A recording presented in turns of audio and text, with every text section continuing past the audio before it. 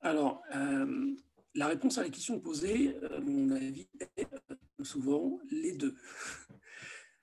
Et donc, une meilleure question pourrait être qui gagne, l'écran ou l'écran? Alors, je vais prendre l'exemple assez bien connu, mais qui mérite toujours d'être travaillé, notamment pour les étudiants, ce qu'on a appelé l'affaire Allègre, c'est-à-dire une offensive climato-sceptique en 2009-2010 qui n'a pas concerné que la France et les climato-sceptiques français, c'était mondial. Il y a eu de très grosses opérations dont on a trouvé la trace, notamment dans cet éditorial de Nature, qui appelait les scientifiques à ne pas être si naïfs que cela, de comprendre que les données ne parlent pas toutes seules à l'opinion publique. Un éditorial qui décrivait l'offensive climato-sceptique à laquelle ont participé des scientifiques, dont certains de renom, comme un combat de rue, c'est-à-dire un affrontement où la vérité n'a absolument aucune importance. Alors, dans cette affaire, Allègre, les questions de popularisation, de diffusion des connaissances scientifiques sur le changement climatique, oui, des médias et des journalistes font le job. Je vous donne un exemple d'un journal, Libération, et d'un journaliste, moi-même, qui ont fait le job, c'est-à-dire qui ont utilisé les techniques journalistiques pour informer les lecteurs de Libération, en l'occurrence, de ce que les propos tenus par Claude Allègre, ancien ministre de la Recherche, de l'Éducation nationale, géochimiste de réputation mondiale, que ces propos sur la science climatique et aussi sur les dossiers géopolitiques, technologiques, économiques du climat ne correspondent pas à la réalité, sont pour une grande part des mensonges, voire, c'est l'exemple qui est donné à gauche de l'écran, voire des falsifications de données scientifiques publiées par ailleurs, dont Claude Allègre prétendait les reproduire alors qu'il en changeait carrément les valeurs là, sur une courbe de température. Donc ce qui correspond à une faute professionnelle très lourde, qui vaut licenciement pour un chercheur, mais qui ne pouvait avoir aucune autre conséquence pour Claude Allègre, puisqu'il faisait ça dans un livre en direction du grand public et qu'il ne pouvait pas avoir d'autres sanctions que la perte de réputation possible. Donc, dans ce cas-là, on peut dire les médias, ou un média, un journaliste, des journalistes, sont un écran pour la science que, avec les moyens dont ils disposent, ils essayent de faire en sorte que la représentation que leurs lecteurs, leurs téléspectateurs, leurs auditeurs vont pouvoir se faire de la science à partir de leur travail est la moins fausse possible, la plus proche possible de la science véritable, celle qui se fait dans les laboratoires. Et puis, d'autres journalistes, d'autres médias ne font pas le job. Alors, ce qui est très important, c'est d'appliquer le précepte de Mao, le poisson pourri par la tête. C'est-à-dire que c'est trop facile de prendre un journal bas de gamme ou très militant d'extrême droite, par exemple, et de montrer qu'ils sont un écran entre la science et le public et qu'ils déforment la science. Ce qui est important, c'est de voir que jusque dans le cœur du métier d'information, là en l'occurrence l'agence France Presse ou des grands journaux, la déformation de la science peut aller très loin et faire écran entre l'opinion publique, les citoyens et l'information scientifique. Donc là, vous avez une dépêche de l'AFP qui date de 2008 et qui se termine ainsi, c'est la dernière phrase. En 2007, la température moyenne dans le monde, ouvre les guillemets, est la plus basse qu'il y ait jamais eu depuis 100 ans, ferme les guillemets, a par ailleurs assuré M. Allègre. Il n'y a absolument aucune information dans cette dépêche qui va être produite telle qu'elle, intégralement, sans commentaire dans des dizaines de quotidiens régionaux, d'hebdomadaires, qui va être utilisé par des journalistes dont ce n'est pas le métier de travailler sur la science comme matière première d'articles, il n'y a aucun élément dans cette dépêche qui permet de savoir que la phrase de Claude Allègre est un mensonge factuel. Puisqu'il parle d'une température, donc une température, c'est un fait dans une pièce, il indique par exemple 26. Si quelqu'un arrive, met la main sur le thermomètre et dit le thermomètre indique 30, c'est un mensonge. Or, évidemment, la température moyenne du globe en 2016 n'a pas été la plus basse qu'il y ait jamais eu depuis 100 ans.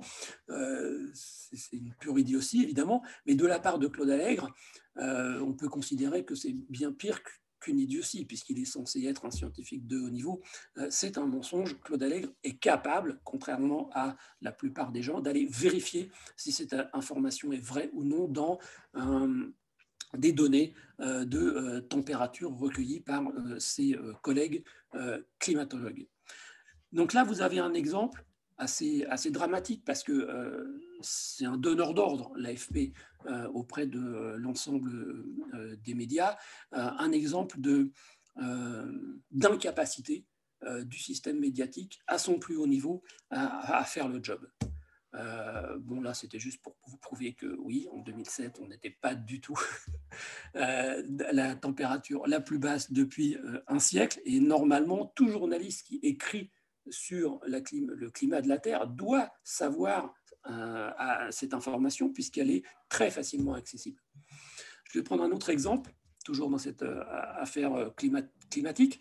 Aussi, là, en haut du panier, Pujadas, rédacteur en chef et présentateur du journal télévisé de France 2 à l'époque, donc l'une des 3 chaînes d'information les plus regardées par les citoyens. Et qu'est-ce qu'il fait? Il exige de sa rédaction de lui organiser un 3 minutes pour, 3 minutes contre entre Jean Jouzel, climatologue de réputation internationale, et Vincent Cortillo, qui est un géophysicien spécialiste de paléomagnétisme tectonique des plaques, qui n'a jamais travaillé sur la climatologie, qui n'a jamais dirigé d'équipe travaillant sur la climatologie, qui n'a jamais dirigé d'institution scientifique comportant une équipe travaillant sur la climatologie. J'exagère un petit peu. Il a fait une demi-douzaine d'articles scientifiques en climatologie qui ont tous été réfutés salement au sens où on relevait dans ces articles des erreurs de calcul, de raisonnement qui valent 0 sur une copie de première année d'étudiants en géosciences. Pujadas s'est heurté à son journaliste scientifique, il n'y en avait qu'un dans sa rédaction, qui lui a dit non, je ne fais pas ça. On ne peut pas le mettre au même niveau que Jean Jouzel, ce n'est pas un climatologue, il n'est pas compétent dans ce domaine. Et donc il a exigé d'un autre journaliste qui a obéi d'aller faire les enregistrements, puis de faire le montage, et Pujadas a présenté ce montage au journal télévisé en disant, vous voyez bien, les scientifiques ne sont pas tous d'accord. Pourquoi est-ce que Pujadas a fait ça, ce que je considère être une faute professionnelle? Peut-être parce qu'il a estimé, à cause de l'ère du temps de ce moment-là, que ça pouvait être bien pour son image. En tout cas, ce qui est clair, c'est qu'il n'a pas eu de chef qui lui a demandé de faire ça. Et donc, c'est une décision personnelle qu'il a prise. Sa responsabilité personnelle ne doit pas être élidée et elle doit être dénoncée puisque c'est le seul levier qui peut être utilisé pour obtenir que quelqu'un comme Pujadas, au poste où il est, fasse correctement le job, au lieu de faire cela, ce qui est une duperie pour les téléspectateurs, et une duperie fondée sur un mépris des compétences spécialisées du journaliste compétent en climatologie dans sa rédaction, autrement dit un fonctionnement à l'envers de ce qui doit gouverner un bon fonctionnement dans une rédaction, qui est qu'il faut que les journalistes se spécialisent dans différents sujets et qu'on leur donne le pouvoir, quand ils sont sur les sujets dont ils sont les spécialistes, de décider comment il faut les présenter aux téléspectateurs ou aux lecteurs.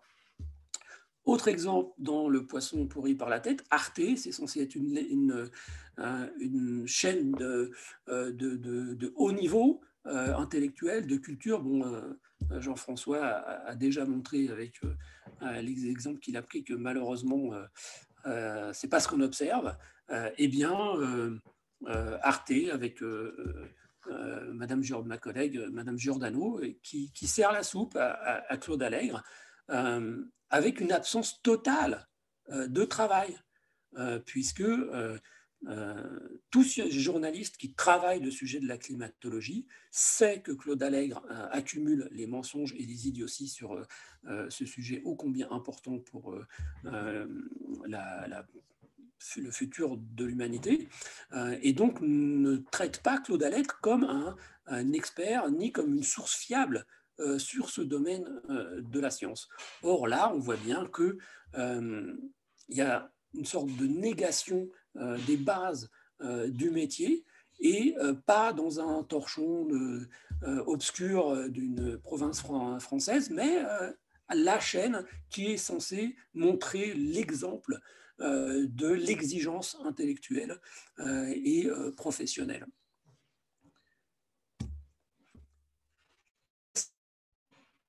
Le fait que l'écran entre la population, les citoyens et la science gagne contre l'écran sur lequel on peut avoir la bonne information sur la science, est-ce que c'est efficace?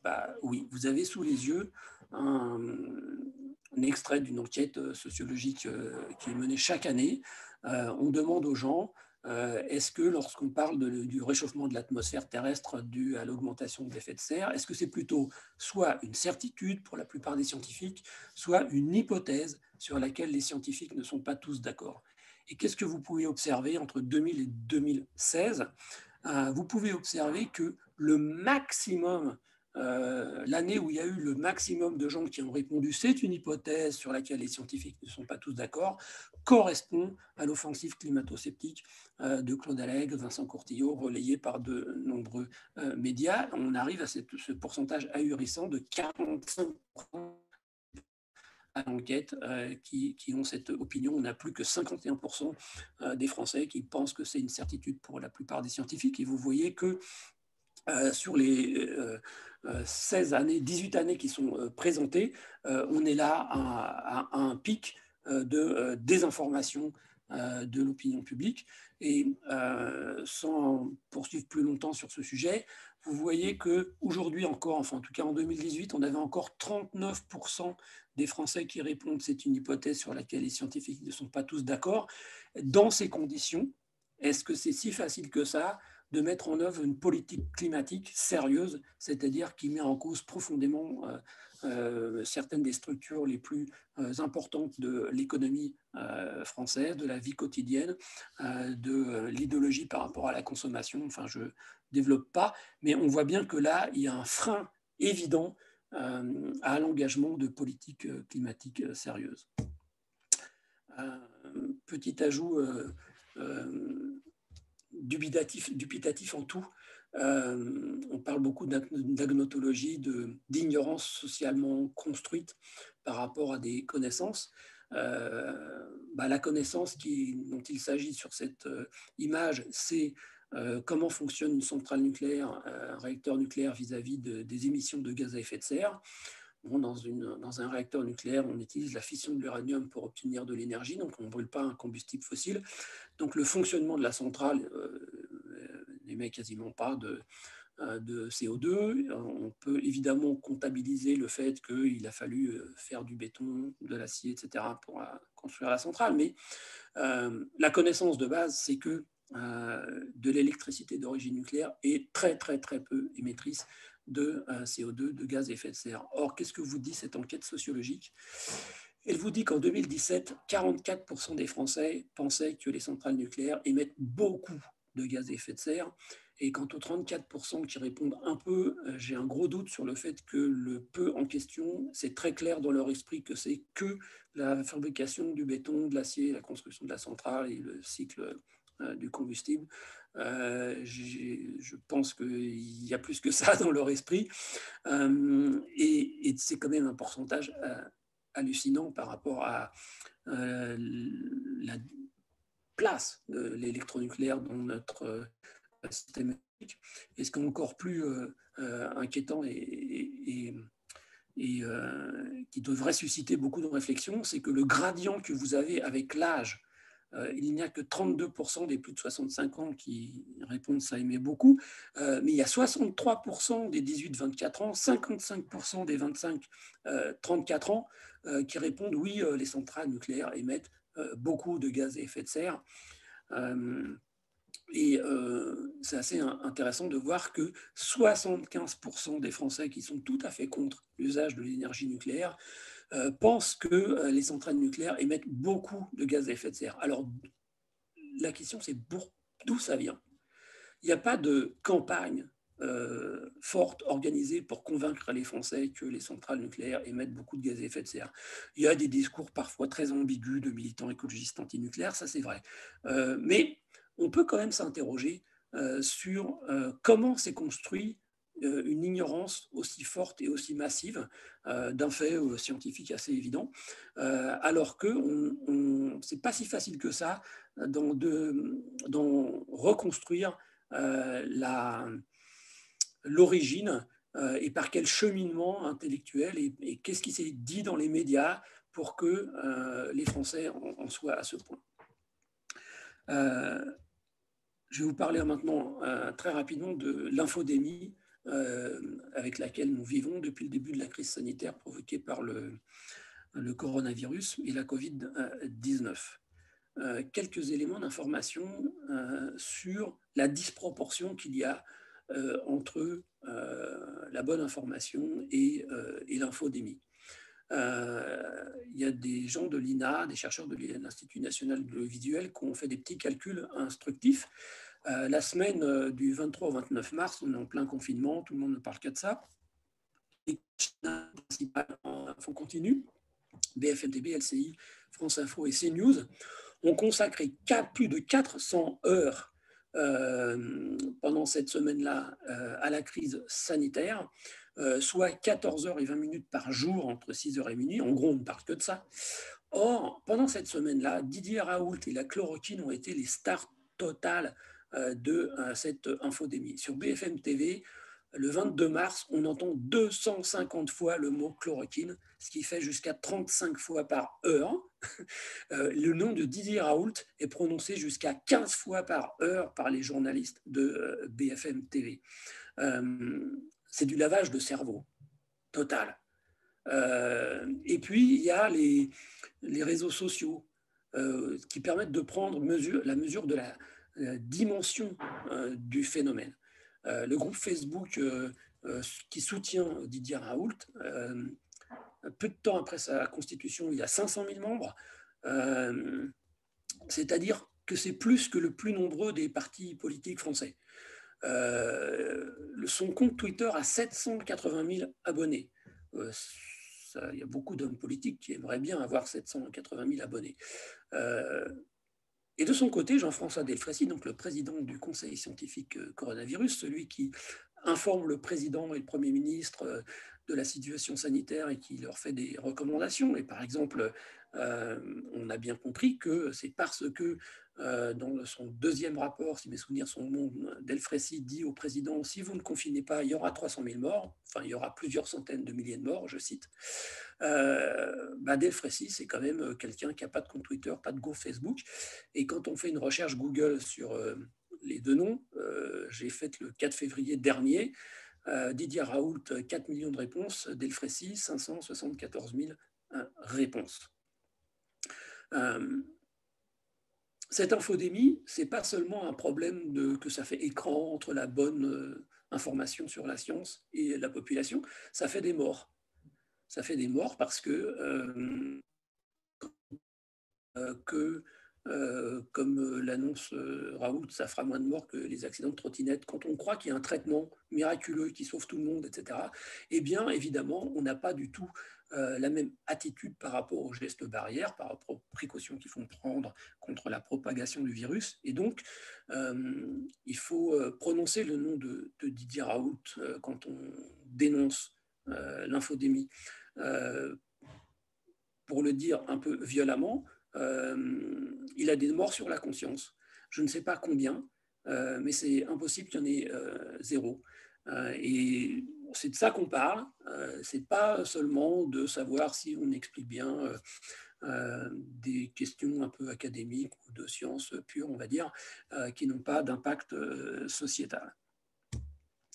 Un petit exemple un peu comique, mais qui intéressera les physiciens de l'Assemblée. Un jour, Laurent Geoffrin, le directeur du journal, lors de la réunion hebdomadaire de prévision, dit « Oui, Stephen Hawking a sorti un nouveau bouquin, on en parle beaucoup en Grande-Bretagne, aux États-Unis, parce qu'il n'avait pas encore été traduit en français. Et j'aimerais bien qu'on fasse un grand papier sur ce bouquin parce que ça fait vendre. » Qu'est-ce qui fait vendre? Dieu et la science. Et il dit, je le cite, « Oui, quand j'étais directeur du Nouvel Observateur, quand on faisait une couverture Dieu et la science, ça vendait bien. » Donc voilà, la raison pour laquelle cet article existe, c'est que le directeur de la rédaction de Libération a pensé qu'il allait augmenter un peu ses ventes avec un titre en une, pas le premier titre, hein, mais un des titres de une, où il y aurait marqué Dieu et science. Les deux mots, l'un à côté de l'autre. Alors, il a été un poil déçu par le contenu du papier, parce que évidemment, ça m'a un peu fâché. Et donc, j'ai pris un grand plaisir à souligner le caractère pire que médiocre de ce qu'il y a sur la philosophie, sur Dieu dans les bouquins de Hawking. En gros, on a l'impression que l'éditeur lui demande à chaque fois de mettre 3 phrases où il y aura Dieu dans le bouquin pour que ça serve de matériel de communication pour faire vendre le bouquin. Alors qu'en réalité, dans le bouquin, il y a plein d'autres choses. Bon, il y a essentiellement les conceptions de Hawking sur l'unification des théories physiques, sur lesquelles il y aura d'ailleurs quelque chose à dire, mais au moins là, c'est du sérieux. En revanche, tout ce qui tourne autour de Dieu et la science dans les bouquins de Hawking, ça vaut pas grand-chose sur une copie de terminale. Bon, mais après tout, je suis arrivé à faire un article intéressant et donnant des informations utiles à la réflexion des lecteurs à partir d'une commande qui partait sur une très mauvaise base. Alors ça, c'est un autre exemple pour vous faire réfléchir à comment les élites françaises, par exemple, s'informent sur le monde et notamment sur ce qui se passe dans la science et la technologie du monde.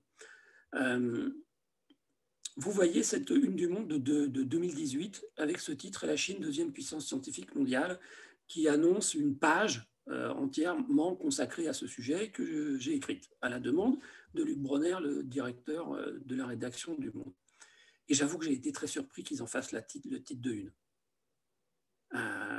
Pourquoi? Parce que l'information, la Chine, deuxième puissance scientifique mondiale, c'est vrai qu'elle est dans l'article que j'ai fait, mais bon, dans l'article, j'explique que ça fait quand même déjà plusieurs années qu'au classement par volume, c'est-à-dire le nombre d'articles scientifiques dans Web of Science ou les différentes manières de compter ça, la Chine est la deuxième puissance scientifique mondiale. Donc, ce n'était pas vraiment une information de toute première fraîcheur. Comment ça se fait que le directeur de la rédaction du Monde, qui a appris ça en fait en lisant l'article que j'avais écrit pour le blog, il l'a appris vers 18h30 en le découvrant sur l'écran de son ordinateur. Et 3/4 d'heure après, j'avais un coup de fil de la rédaction du Monde qui me demandait de faire le papier pour 11h30 pour que ce soit prêt pour le lendemain matin avec une page entière. Bon, évidemment, j'ai fait le papier dans les délais comme il faut. Mais j'ai été quand même très surpris qu'ils en fassent un titre en une. Et j'ai une hypothèse explicative à ça. C'est que Luc Bronner, le directeur de la rédaction du Monde, a découvert, en lisant mon papier, que la Chine était devenue la deuxième puissance scientifique du monde. Et le problème, c'est que ça lui a fait un choc, parce qu'il s'est peut-être rendu compte qu'il aurait dû être au courant depuis plusieurs années. Eh bien, vous voyez, Le Monde, son équipe scientifique, son équipe de journalistes qui s'occupent de la science, et notamment son chef de service, ne s'intéresse pas beaucoup à la géopolitique de la science. Et du coup, les directions du Monde ont peu d'informations dans les articles qu'ils publient sur ce sujet. Il y a beaucoup d'articles sur les dissidents chinois.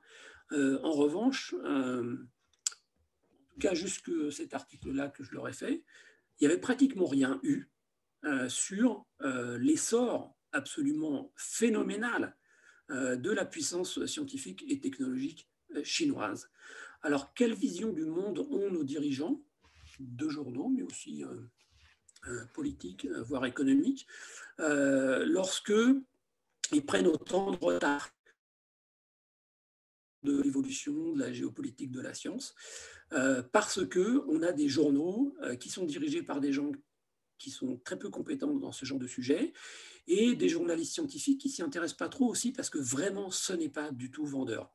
Sauf là, exceptionnellement, mais suite au choc ressenti par le directeur de la rédaction du Monde. En gros, dans les journaux généralistes, quand vous n'avez pas d'espace réservé à la science et géré par des journalistes scientifiques, la probabilité d'avoir des articles sur, par exemple, les publications scientifiques au sens la bibliométrie, la géopolitique de la science, qui produit quoi, etc., cette probabilité est très très basse et proche de 0. Sur l'affaire Serralini, je ne vais pas m'étendre, puisque Jean-François en a parlé. Je voudrais juste vous balancer 2-3 trucs un peu violents. À la louche, 98% des journalistes qui ont écrit sur le sujet n'ont pas lu les articles scientifiques de Gilles-Éric Serralini. Ce qu'on peut dire aussi, c'est que au moins 99% d'entre eux n'ont pas lu les articles publiés plusieurs années après, qui, reprenant la problématique scientifique de Gilles-Éric Serralini dans cette étude, ont prouvé que non seulement ce qu'on savait depuis le début de l'affaire, Gilles-Éric Serralini n'avait rien prouvé, parce que ces études étaient incapables de prouver quoi que ce soit à cause de leur conception et de leur réalisation, mais qu'en plus, la réponse à la question qu'il avait posée était non, et non pas oui.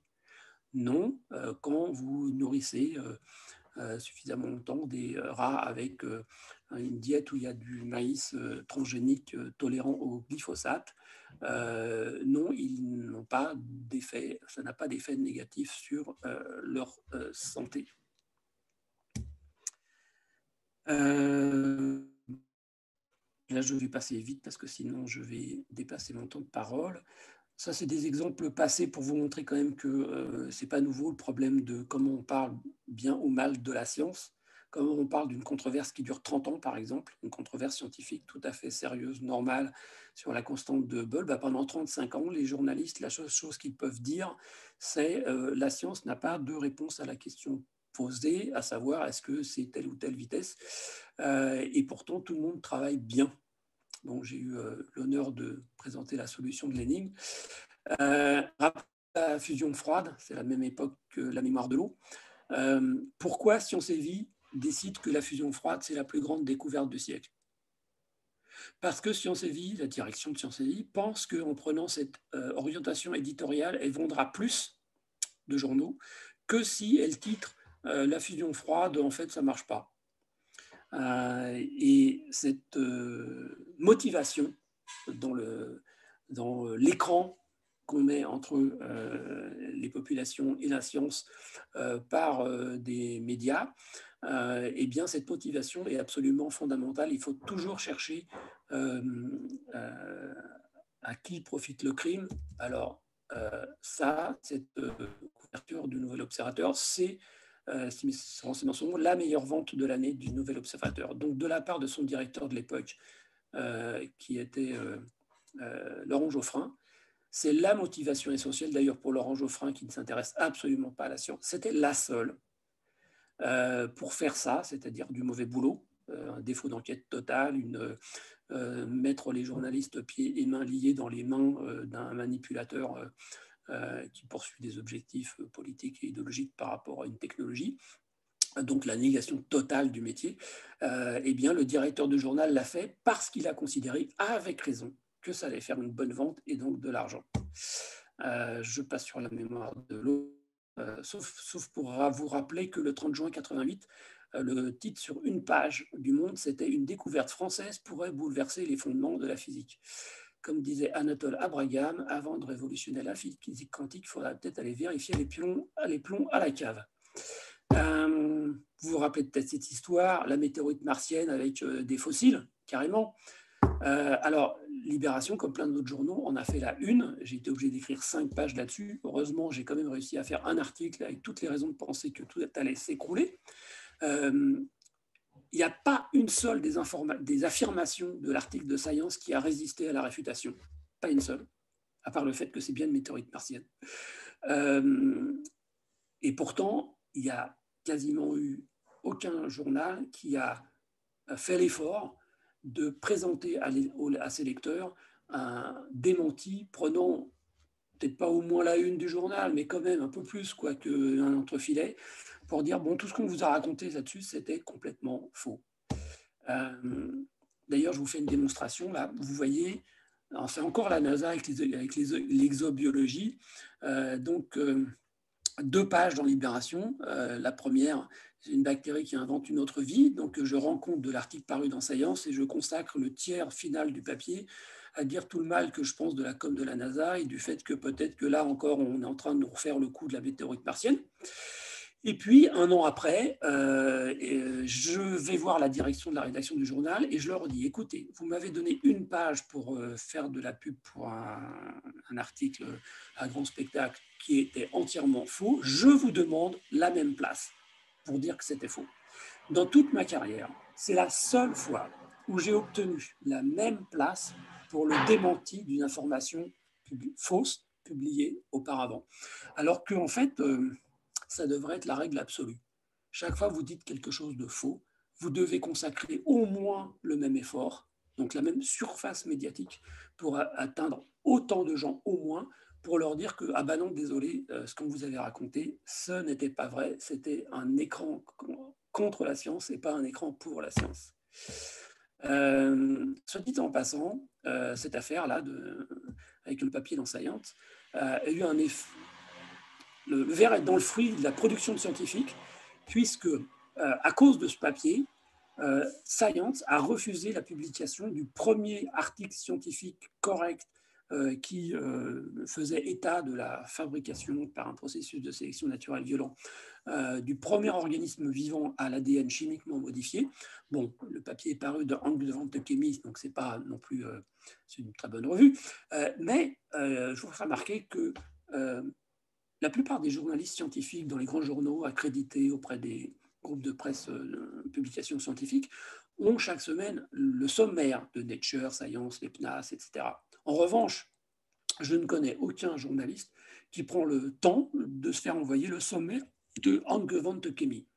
Donc nécessairement, alors que l'article paru dans Angewandte Chemie était un vrai article Princeps avec une première à cause de cela, à cause de la mauvaise information, à cause de l'erreur de Science d'avoir publié un papier qui a été complètement démenti par la suite, eh bien, la bonne science a chassé, la mauvaise science a chassé la bonne science à la fois de Science et des journaux grand public. Je ne reviens pas sur l'affaire Courtillot, sauf pour vous faire remarquer que Valeurs Actuelles, c'est un torchon d'extrême droite et donc il continue à soutenir ce genre d'ânerie. On va vers la fin, donc je passe très vite sur les réseaux sociaux, juste pour vous faire remarquer qu'aujourd'hui, la force de frappe informationnelle des réseaux sociaux est telle qu'elle concurrence fortement les médias traditionnels et que donc aujourd'hui, pour s'interroger en sociologie de la communication sur qui gagne dans la question qui nous occupe, il faut regarder attentivement ce qui se passe sur les réseaux sociaux avec cette information qui est que, par exemple, sur Twitter, il est prouvé, c'était un papier publié en Science, que tout ce qui est faux est plus vite et plus massivement retweeté que ce qui est vrai par les humains. Ce qui est assez drôle, c'est que quand c'est un robot qui fait du retweetage, lui, il retweet équitablement ce qui est vrai et ce qui est faux. Ce que ça veut dire aussi, c'est que le modèle économique de Twitter, Facebook et compagnie, comme il est fondé sur le volume des échanges, parce que c'est ça qui fait des surfaces publicitaires, et c'est les surfaces publicitaires qui font les revenus du GAFAM, ce que ça veut dire, c'est que certaines des plus grosses capitalisations boursières mondiales ont comme modèle économique un rapport à la vérité qui est que plus c'est faux et plus vous gagnez d'argent. Alors, est-ce que ce n'est pas suicidaire pour nos civilisations d'accepter que certaines des plus grosses entreprises mondiales, employant plus de gens, ayant plus de revenus, disposant donc de capacités d'intervention les plus importantes, aient comme modèle économique quelque chose qui favorise le faux par rapport au vrai, parce que le faux rapporte plus d'argent que le vrai? C'est une question qu'on doit se poser. J'ai entendu il n'y a pas longtemps, avant-hier, je crois, sur France Inter, Obama, interrogé par Trapenard, se poser la question si on est. Hein, oui, en réalité, le démantèlement des monopoles Facebook, Google, Twitter et compagnie, c'est devenu un enjeu de civilisation si on veut fonder nos civilisations sur l'utilisation de la science et des technologies. Ça, c'est juste pour vous faire remarquer que quand vous avez le journaliste Bourdin sur RMC qui reçoit un ministre et que ce ministre commence à déraper sur la science, et en l'occurrence, c'est une ancienne ministre de l'Environnement, qui aurait pu être présidente, hein, elle n'est pas passée très très très loin, raconte une énorme connerie, les cancers du sein, c'est à cause des pesticides, et en face, vous avez Bourdin qui est un journaliste politique.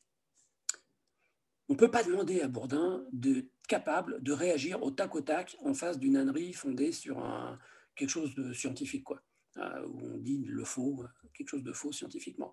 Parce que ça voudrait dire qu'on demande aux journalistes d'être multicompétents, tout savoir sur tout en permanence. Ça, ce n'est pas possible.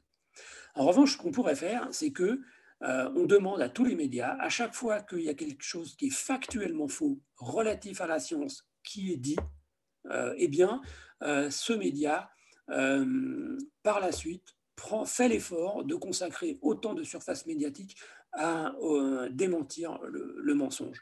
Alors évidemment, ce n'est pas du tout sexy, ce n'est pas du tout bon pour l'audience, etc. Mais en fait, c'est ce qu'on devrait exiger, et notamment des médias de service public. Je passe sur le fait qu'il y a plein de controverses publiques qui sont des alabis. Encore 2 minutes. Voilà, 2 minutes. Donc, je vais aller directement à ma conclusion. Ma conclusion, c'est que nous vivons dans des sociétés post-rupture anthropologique due à la révolution industrielle. Cette rupture anthropologique, c'est que avant la révolution industrielle, l'écrasante majorité des techniques utilisées pour subvenir à nos besoins sont transparentes. Autrement dit, tout le monde peut les comprendre, même si on ne les pratique pas. On regarde un moulin à vent, on comprend comment l'énergie du vent fait tourner la meule qui écrase le blé. La plupart des gens savent comment on cultive, tout simplement parce que la majorité des gens sont des cultivateurs ou vivent à la campagne à côté d'un cultivateur. On sait comment travaille un menuisier, on sait d'où vient le bois, on sait comment on fait, d'où viennent la laine et le coton, etc. Aujourd'hui, l'écrasante majorité des gens qui vivent tous les habitants des sociétés utilisant des technologies ignorent le fonctionnement des technologies utilisées. En fait, ils n'en connaissent éventuellement que la partie qui correspond à leur profession. Ça peut sembler un peu violent, mais vous êtes à la fac, vous êtes des universitaires, vous prenez un biochimiste, vous lui posez une question de physique nucléaire, la probabilité pour qu'il connaisse la réponse est très faible.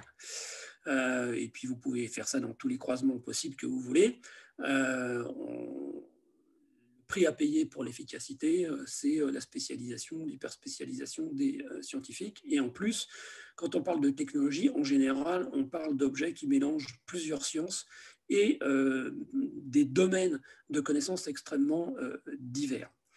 Donc on a un problème majeur, c'est comment on continue à prendre en démocratie des décisions relatives à l'usage des technologies. Comme c'est juste une conclusion, je ne vais pas vous donner la réponse.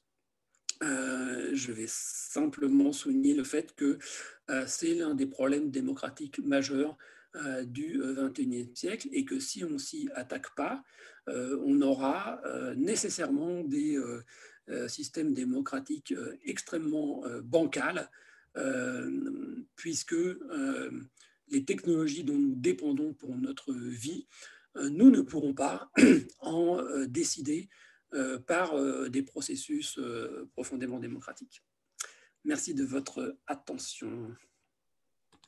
Merci beaucoup. Merci beaucoup pour cette présentation limpide et surtout qui, il me semble, a ouvert à des questionnements pléthoriques. On va essayer de les reprendre un par un. Mais merci beaucoup parce qu'en premier lieu, je pense que l'intérêt pour nous, c'est de votre intervention, c'était aussi de nous faire part des coulisses de ce milieu du journalisme et journalisme scientifique. Et il me semble qu'il y a eu beaucoup de réactions à ce sujet-là. Et la première des réactions, et je vais compléter une des premières questions de M. Cruz-Aled, excusez-moi si je déforme peut-être votre propos, mais il me semble que la première question et la première réaction qu'on peut avoir, c'est que finalement, l'enjeu derrière tout cela, c'est la conciliation des logiques journalistique et des logiques scientifiques. Et peut-être que le journaliste scientifique est au croisement et son rôle, c'est de jouer l'intermédiaire entre toutes ces logiques, puisque en fait, vous avez souligné combien la logique économique, on s'en doutait, pouvait diriger la manière dont on allait diffuser la connaissance, dans la manière dont on allait la mettre en lumière, en première page ou non, ou développer plus ou moins une surface médiatique sur un thème selon qu'il est vendeur ou pas. Et en fait, il y avait donc une remarque qui était celle de M. Cruz-Aled, qui était de dire, est-ce que les médias sont toujours des intermédiaires? Ne sont-ils pas également des émetteurs? C'était en réponse à une remarque que j'avais faite. Mais ne sont-ils pas des émetteurs avec des messages à faire passer et qui vont rechercher des scientifiques avec des théories qui vont dans leur sens? Le but des grands médias n'est-il pas finalement de gagner la guerre de l'audience? Alors, comment concilier cette logique à la fois d'audience, mais aussi cette logique d'intégrité scientifique, et on pourrait rajouter d'autres injonctions ou d'autres conciliations compliquées. Il y a les injonctions temporelles. On sait que de plus en plus le journalisme, certains formats sont dans l'événementiel, dans l'information continue. La science prend un temps plus long, vous l'avez remarqué, la science en train de se faire, des fois ne sait pas, elle met un certain temps.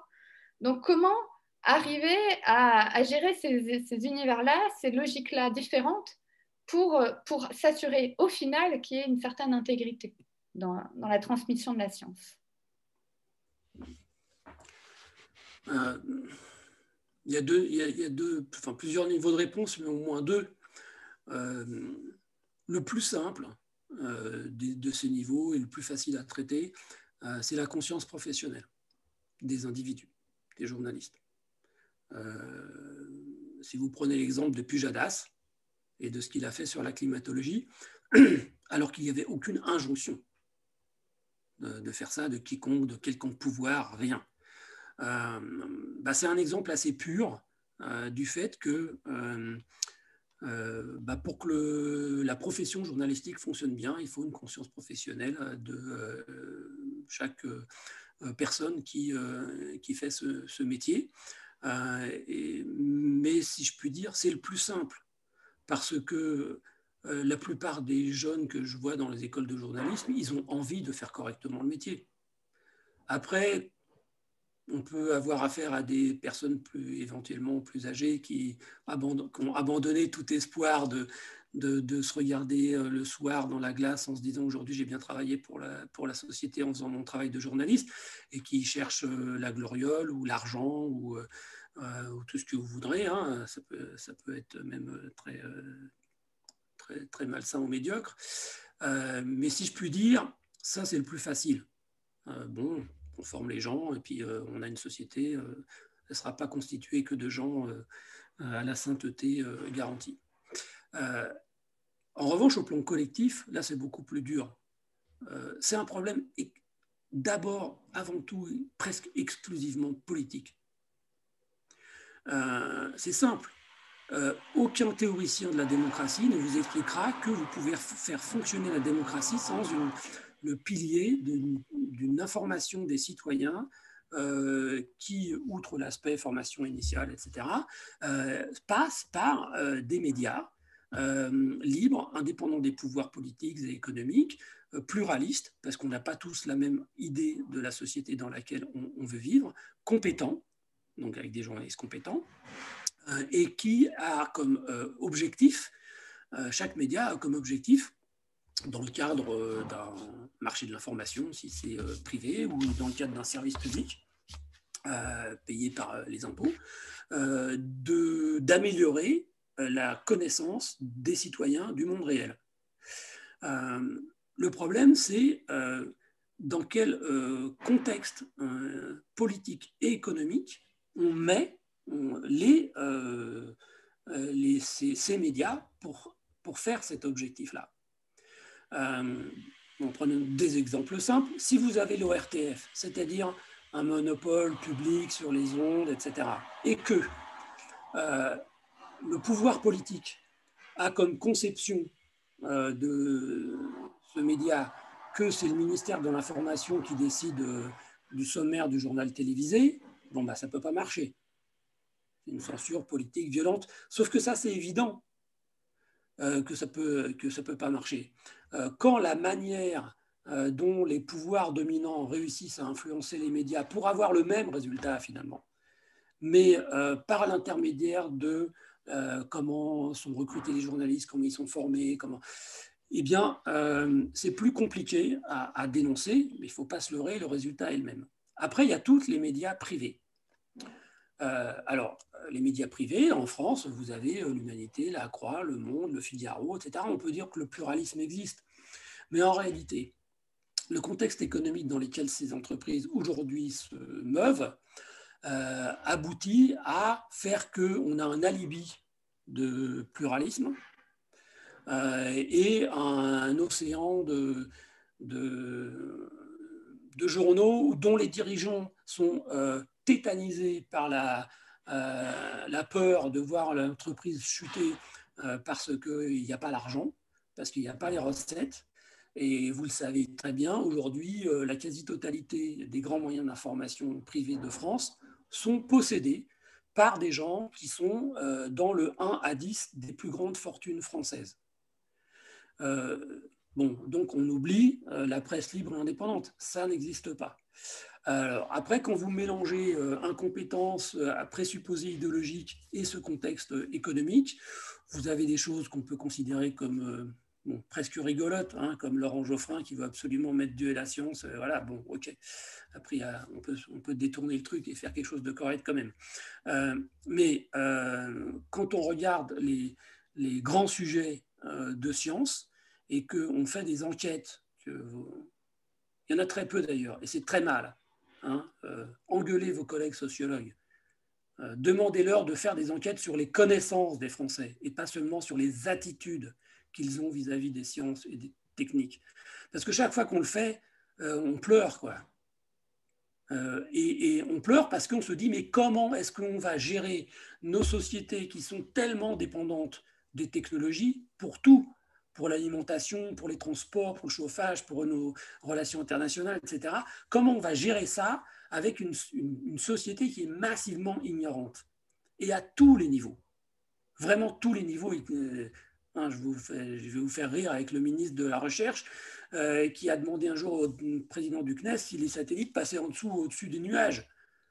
Bon voilà, et je vous passe les idioties, Ségolène Royal qui dit il faut vacciner en priorité les enfants. Bon, sur la Covid, bon, au secours, quoi. Si on est tout libre et qu'on entend ça, j'espère qu'on est vraiment très, très, très fâchés. Donc l'ignorance, elle est vraiment généralisée. Et de toute manière, plus on est en responsabilité, plus on doit avoir de savoir pour prendre les bonnes décisions. Et donc, d'une certaine manière, l'ignorance des décideurs est beaucoup plus grave que l'ignorance du citoyen lambda. En tout cas, ce qui est clair, c'est que l'enjeu de civilisation sur est-ce qu'on va pouvoir dialoguer entre citoyens et avec les élus, de comment on utilise ou pas des technologies qui ont des avantages, des inconvénients, certains catastrophiques, je vous passe la description, vous la connaissez, comment on va faire ça avec une société qui est massivement ignorante, et il n'y a pas de solution rapide, miracle à ça.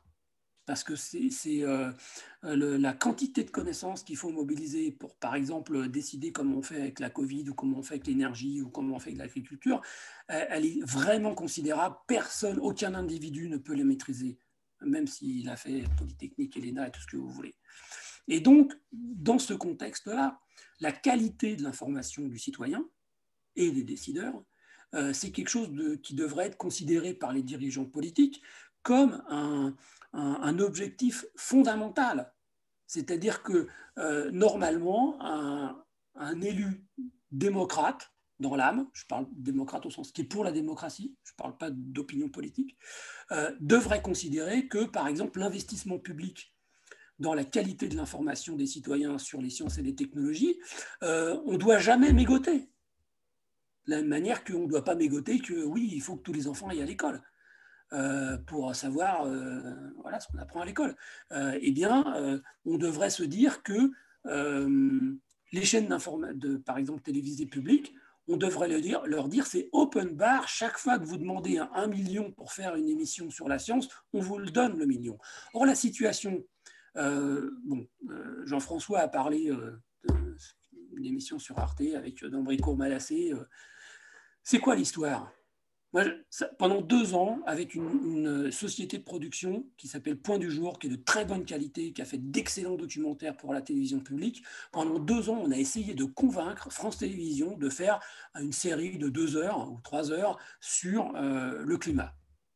Avec comme constat, les Français n'ont toujours pas compris le b.a.-ba du truc. Donc, reprenons l'affaire sérieusement, essayons de faire un très bon documentaire sur le dossier climatique. Pendant 2 ans, on a discuté avec eux, on n'est pas arrivé à les convaincre. Les mêmes qui décident de faire Dambricourt-Malassé. Pourquoi ? Parce que, allez, c'est beaucoup plus sexy de balancer un truc un peu mystique sur l'évolution de l'homme plutôt que de, soi-disant, refaire un énième cours sur l'évolution de l'être humain avec le b.a.-ba, Darwin, la sélection naturelle, etc., etc. Ben oui, mais tant que les Français n'ont pas maîtrisé ça, ben il faut refaire le b.a.-ba. Il faut refaire la science de base. Eh bien, on a des dirigeants de Arte, par exemple, qui sont tellement tétanisés à l'idée qu'ils vont faire un petit peu moins de part d'audience plutôt qu'un petit peu plus de part d'audience s'ils font un truc soi-disant sexy et punchy, qu'ils prennent en permanence les mauvaises décisions. Et pourtant, il n'y a pas de grand... il n'y a pas un grand capital méchant qui leur dit « je veux que vous fassiez Dambricourt-Malassé plutôt que de faire le cointre ». Alors que oui, il faut faire le cointre et pas Dambricourt-Malassé pour faire de la bonne information sur la paléoanthropologie ou sur la systématique et l'évolution des espèces. C'est simple. N'importe quel journaliste compétent, un petit peu en sciences de la nature, sait ça. Donc il n'y a pas à discuter, ce n'est pas un problème de compétence ou de connaissance. C'est que les dirigeants des chaînes de télévision, même publiques, ils sont tellement tétanisés à l'idée qu'on va les engueuler parce qu'ils ont fait un peu moins d'audience que d'habitude, qui sont à la recherche du truc miracle qui va faire qu'on va faire le buzz, etc. Et à chaque fois, les décisions sont mauvaises en termes de qualité de l'information scientifique, tout simplement parce que si on veut faire de la bonne information scientifique, il faut d'abord se concentrer sur la qualité du contenu. Dernière petite remarque. Il n'y a pas longtemps, j'ai demandé à une copine qui travaille à la Cité des Sciences depuis le début, depuis son ouverture. Je lui ai dit... Isabelle, franchement, c'est quand la dernière fois que le gouvernement a nommé comme président d'Univers Sciences, maintenant, Palais des Découvertes Cité des Sciences, quelqu'un qui était à la fois compétent et qui avait envie de s'occuper de la popularisation des sciences dans la société. Elle m'a répondu, elle a réfléchi, puis elle m'a répondu, non, finalement, c'est Roger Lesgard.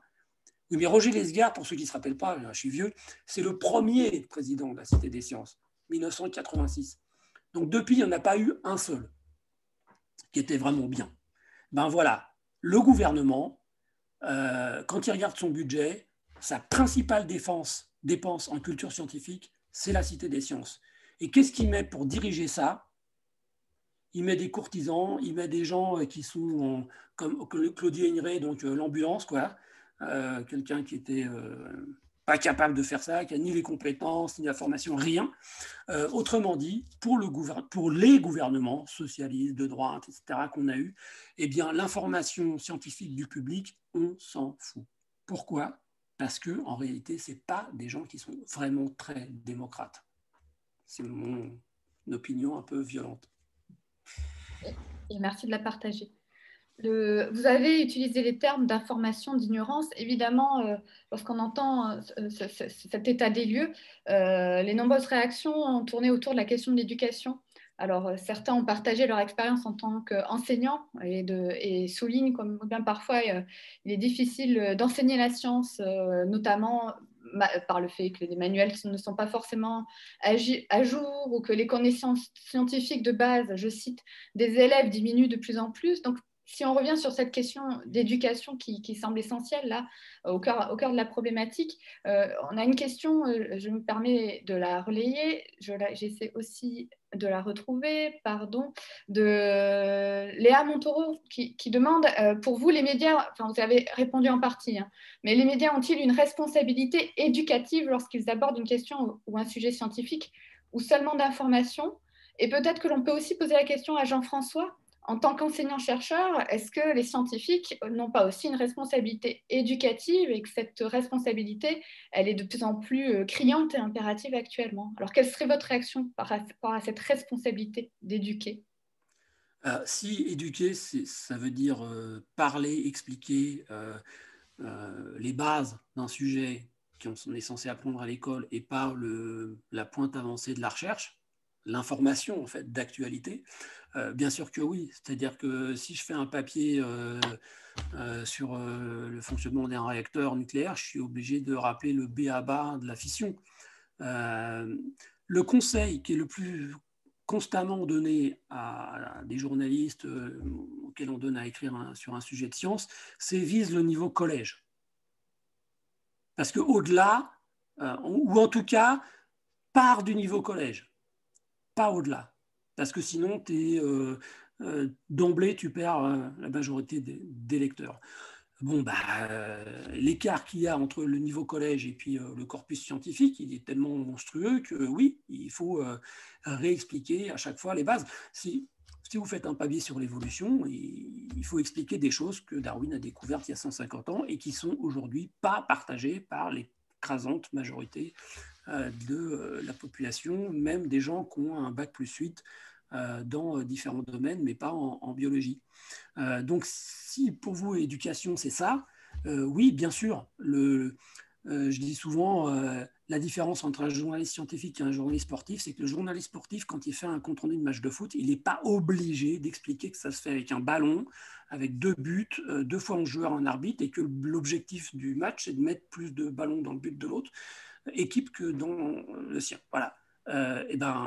Autrement dit, les gens connaissent les bases. La science, non, les gens ne connaissent pas les bases et ça va très haut. Hein, je fais toujours rigoler avec ça, mais un jour, j'ai une collègue à Libération, bac+5, ingénieure, au service environnement, très militante écolo, et elle nous fait un papier en disant ah, c'est horrible, on utilise des rayons gamma pour stériliser les herbes aromatiques qu'on vend, et c'est terrible parce que les rayons gamma, ça va casser l'ADN des vitamines.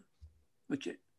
Bon, la structure, la vitamine, c'est une molécule, c'est pas un être vivant qui échange de l'ADN dans un crac-crac, c'est niveau 3e. Et ça a été publié, c'est-à-dire que ça a été relu par le chef de service, ça a été relu par l'éditeur, par le directeur de la rédaction du jour peut-être. Personne n'a moufté. Et le truc a été publié. Si je peux ajouter juste un petit truc, il y a un problème de manque de connaissances de base, comme tu soulèves, mais il y a aussi un manque de connaissance de ce qu'est la science dans ses institutions, son fonctionnement. même nous qui accueillons des niveaux master qu'on va former au journalisme, en fait, je m'aperçois que malgré leur bac+4, bac+5, en fait, ils ne savent absolument rien du fonctionnement institutionnel de la science. Qu'est-ce que le CNRS? Qu'est-ce qu'un ingénieur de recherche? Qu'est-ce qu'un CR? Qu'est-ce qu'un DR? Combien ça gagne? Comment ça fonctionne? C'est quoi un EPIC? C'est quoi un EPST? C'est quoi le CEA? C'est quoi l'INSERM? C'est quoi la différence entre l'IRD et la Cité des Sciences, par exemple, qui est un EPIC, etc. Il y a une méconnaissance totale de c'est quoi l'ANR, comment les budgets arrivent, comment les budgets sont cherchés. Je pense que ça aussi, c'est une énorme carence. Et juste pour rebondir aussi sur ce que tu disais, Sylvestre Huet, tout à l'heure, je pense que quand je réfléchis, moi, sur France 5, par exemple, je connais bien les décideurs d'Arte et de France 5. C'est vrai qu'il y a cette course à l'audience, qu'ils ont peur de se faire taper dessus et tout ça, je suis entièrement d'accord avec tout ce que tu as dit. Mais j'ajouterais aussi qu'ils sont extrêmement naïfs. Eux aussi, ils n'y connaissent rien, mais à un point. Et je ne suis pas sûr sur Dambricourt-Malassé qu'ils ne l'ont pris que parce que c'était sexy. Je pense qu'ils l'ont pris aussi parce qu'ils n'y comprennent rien et parce qu'ils trouvent ça bien. Enfin, il n'y a pas quand France 5 a fait son truc sur la mémoire de l'eau, qui est une ânerie, mais vraiment une grosse ânerie, quoi. Je connais très bien les gens qui, à France 5, ont décidé de le faire. Ils sont rentrés en participation, hein. Que ce soit pour Arte, que ce soit France Télévisions, ils donnent de l'argent, hein, pour faire le film. Et donc, pourquoi est-ce qu'ils donnent de l'argent dans ces endroits-là pour la mémoire de l'eau? Mais ils sont, non seulement ils pensent que ça va marcher, que c'est un peu sexy, c'est vrai, mais aussi parce qu'ils ne comprennent rien à rien de cette histoire-là et ils sont d'une naïveté absolument incroyable et ils posaient eux-mêmes la question, mais pourquoi l'État ne finance pas la mémoire de l'eau? Ça a l'air tellement extraordinaire. Mais ils sont au niveau zéro de la compréhension des institutions. C'est tout ce que je voulais dire.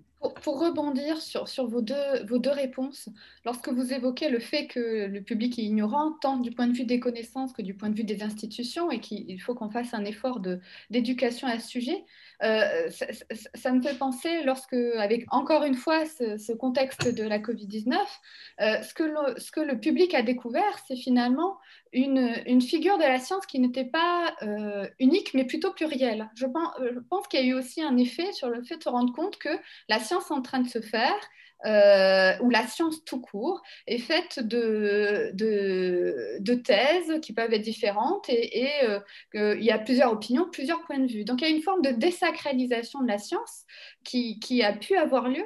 Et ma question, ça serait alors comment, en tant que journaliste, notamment dans ces médias-là, dans ces espaces-là, premièrement, comment on arrive à donner voix ou donner écran, d'une certaine manière, à ce pluralisme de la science, sans forcément à être amené à invisibiliser certains éléments ou à survaloriser d'autres, et comment on rend acceptable finalement ce pluralisme auprès du public.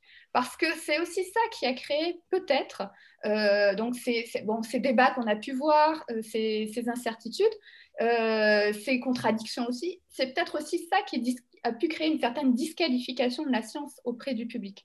Donc comment rendre acceptable, compréhensible, et comment donner voix à ce pluralisme dans les espaces médiatiques? Alors, je dirais d'abord que il faut avoir aucune naïveté par rapport aux acteurs. Souvent, dans un article de la presse genre Le Monde, vous allez avoir la théorie controversée de M. Montagnier. Non, ce n'est pas une théorie controversée, c'est une ânerie. Il faut mettre les points sur les i et les barres au t, parce que les lecteurs, les téléspectateurs, etc., ont justement très peu de points de repère. Donc il ne faut pas tourner autour du pot et qualifier par exemple de controversé quelque chose qui est profondément faux ou mensonger, et on le sait. Parce qu'il faut conserver ce vocabulaire de controversé pour les vraies controverses scientifiques qui ne sont pas réglées. Bon, je vous donne un exemple. En climatologie, les climatologues ne savent toujours pas si le réchauffement climatique va se traduire par une péjoration ou une amélioration de la mousson africaine. C'est une question à 100 millions de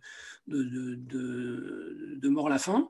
Donc c'est une question très grave et c'est une controverse dont vous n'entendez jamais parler. alors qu'elle est très importante et qu'il n'y a pour l'instant absolument rien qui peut permettre de la trancher dans un sens ou dans l'autre. En revanche, quand vous avez début mars,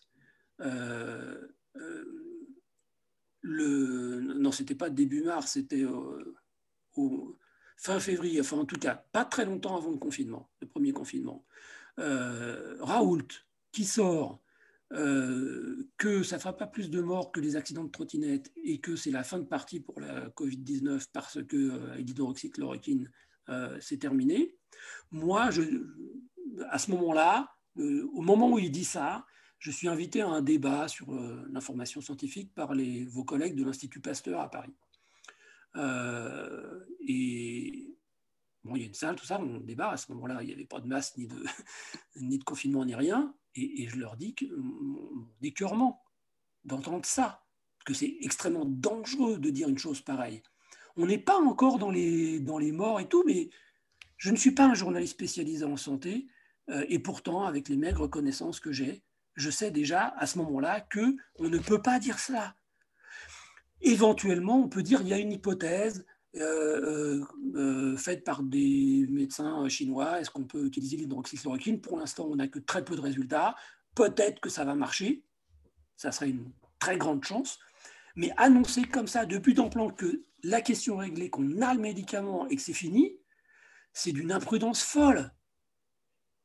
Et là, normalement, toutes les institutions scientifiques concernées auraient dû hurler et dénoncer un tel propos, parce qu'il est dangereux. Et qu'est-ce qu'on a eu des réactions hyper molles?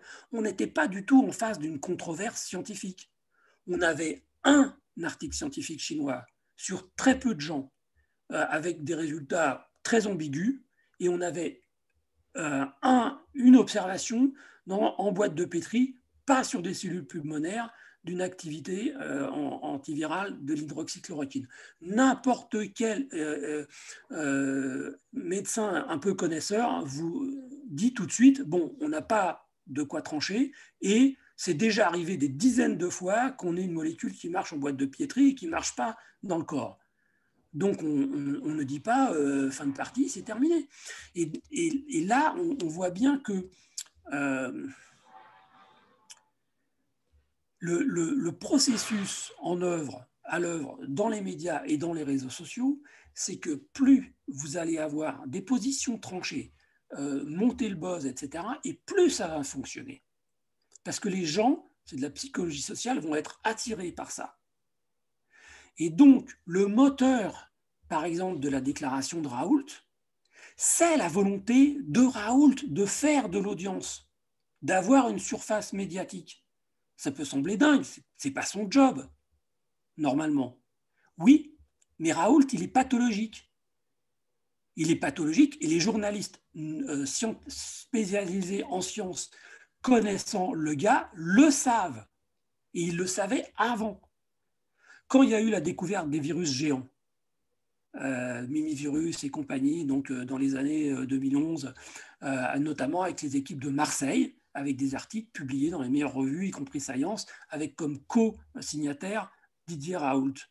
Moi, je suis allé à Marseille, je suis allé voir Chantal Abergel et Jean-Michel Clavry, donc des enseignants-chercheurs qui bossaient, et puis je ne suis pas allé voir Didier Raoult, alors qu'il était dernier signataire.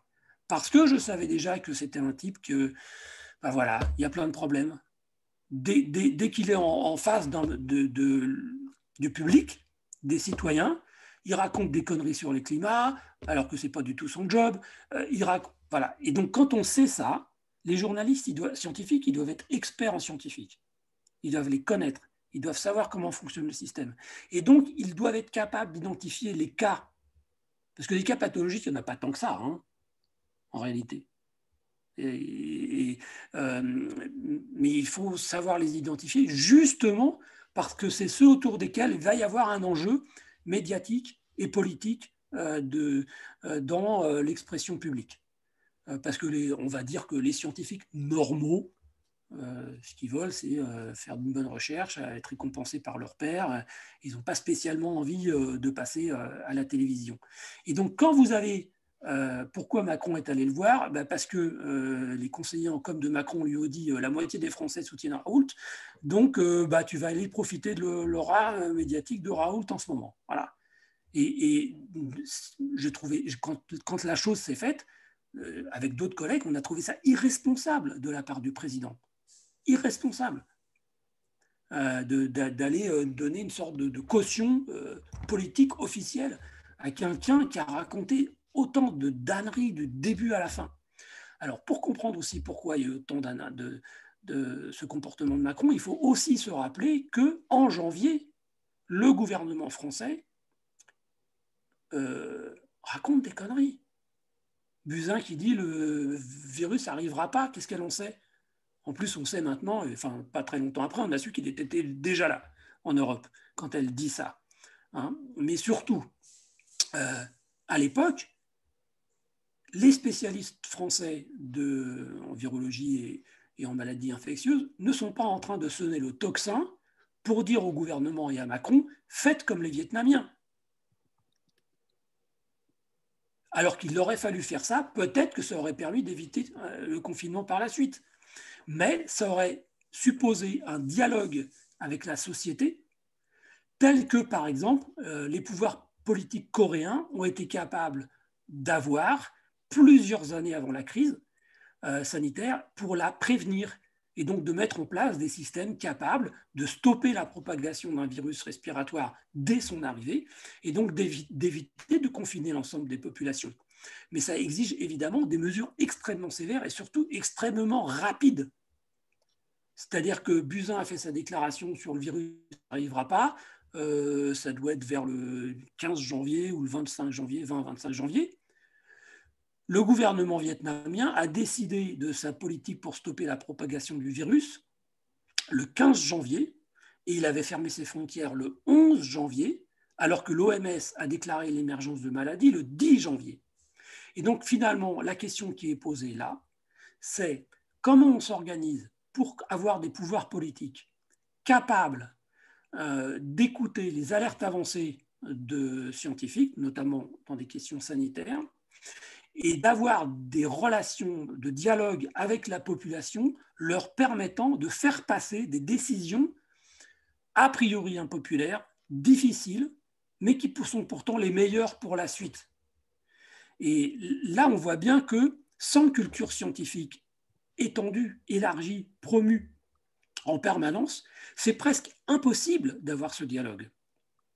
Ou alors, il faut entre guillemets, le remplacer par un niveau de confiance envers les autorités politiques qui ferait que la population accepterait que l'autorité politique lui dise « Écoutez, vous ne pouvez pas bien comprendre toute l'affaire scientifique qu'il y a derrière, mais faites-moi confiance, il faut fermer les frontières, etc., tout de suite maintenant, et prendre des mesures, les masques tout de suite maintenant, et tester tout de suite maintenant, etc., etc., parce que c'est ce qui va, in fine, nous coûter le moins cher possible, notamment au plan économique.